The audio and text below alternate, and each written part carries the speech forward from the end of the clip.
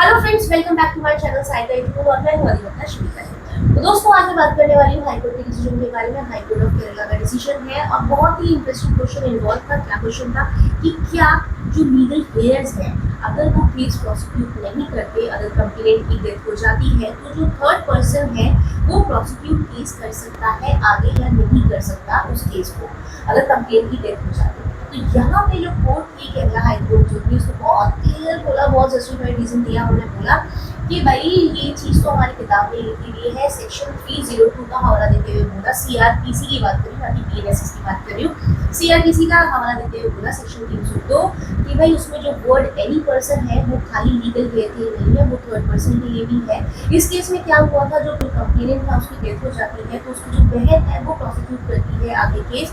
पर इसमें एक क्वेश्चन ये राइज हो जाता है कि क्या जब उसकी लीगल हेयर जिंदा है, यानी कि जो कंप्लेनेंट था उसकी बेटी जो थी वो जिंदा थी, उसके जो लीगल हेयर्स है वो जिंदा है, तो ये जो उसकी जो बहन है वो लीगल हेयर में नहीं आती है, तो उसको ये जो केस डालने का हक है ही नहीं। तो कोर्ट ने बहुत क्लियर बोला, कोर्ट ने ये बोला कि सेक्शन 302 जो है उस वर्ड एनी पर्सन लिखा हुआ है, इसका मतलब ये है अगर लीगल हेयर भी ना का डाले, अदर पर्सन भी अगर इस केस को आगे प्रोसिक्यूट करना चाहते हैं तो वो कर सकते हैं। अब आप मुझे बताइएगा, जो बीएनएसएस है 2023 का, उसमें कौन सा सेक्शन लगेगा?